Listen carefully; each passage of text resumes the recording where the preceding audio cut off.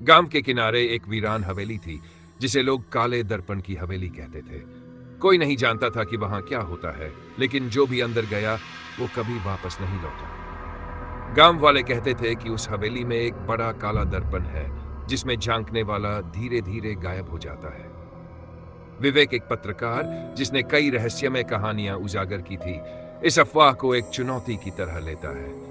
वह अपने कैमरे और टॉर्च के साथ हवेली की ओर बढ़ता है। हवेली की जर्जर दीवारें और टूटी हुई खिड़कियां अजीब तरह की डरावनी सरसराहट पैदा कर रही थी। जैसे ही वह अंदर दाखिल होता है, उसे एक अजीब सी ठंड महसूस होती है। हवेली में खामोशी इतनी गहरी थी कि विवेक को अपनी धड़कनें सुनाई दे रही थी। अंदर हर चीज पर मोटी धूल जमी हुई थी। पुराने फर्नीचर और बिखरे हुए कागजों के बीच एक कमरे के बीचों बीच वह काला दर्पण खड़ा था। वह करीब पहुंचा तो महसूस हुआ कि दर्पण के अंदर कुछ हलचल हो रही है, लेकिन जब उसने ध्यान से देखा तो वहां सिर्फ उसकी परछाई थी। अचानक उसे ऐसा लगा जैसे दर्पण में उसकी परछाई मुस्कुरा रही है, जबकि वह खुद बिल्कुल शांत खड़ा था।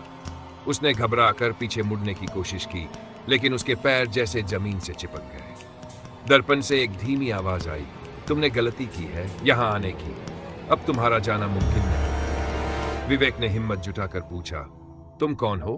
आवाज ने जवाब दिया, मैं वही हूं जिसे लोगों ने यहां कैद कर दिया। मैं इस दर्पण का हिस्सा हूं और अब तुम भी हो जाओगे। विवेक ने कैमरे से तस्वीर लेने की कोशिश की, लेकिन कैमरा काम नहीं कर रहा था। तभी अचानक दर्पण से एक साया निकलकर उसके सामने आ गया। वह साया एक महिला का था जिसके लंबे बाल उसके चेहरे को ढक रहे थे और आंखों में अजीब सी चमक थी। महिला ने कहा, तुम मुझे मुक्त कर सकते हो, लेकिन इसकी कीमत चुकानी होगी। विवेक ने पूछा, कैसी कीमत? महिला ने कहा, तुम्हें इस दर्पण में अपनी परछाई छोड़नी होगी, बदले में मैं तुम्हें यहां से जाने दूंगी। विवेक के पास ज्यादा वक्त नहीं था। उसने सोचा कि अगर उसने कुछ नहीं किया तो उसकी जान यहीं चली जाएगी। उसने हिम्मत करके महिला की शर्त मान ली। जैसे ही उसने दर्पण के सामने खड़ा होकर मैं तैयार हूं कहा, दर्पण चमकने लगा। उसकी परछाई उसमें समाने लगी।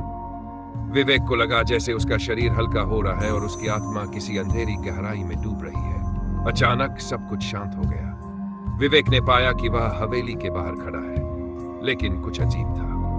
गांव वाले उसे देखकर चीखने लगे। एक बच्चा चिल्लाया, ये इंसान नहीं है, ये उसका साया है। विवेक ने अपनी परछाई देखने की कोशिश की, लेकिन उसके पैर के नीचे जमीन पर कोई परछाई नहीं थी।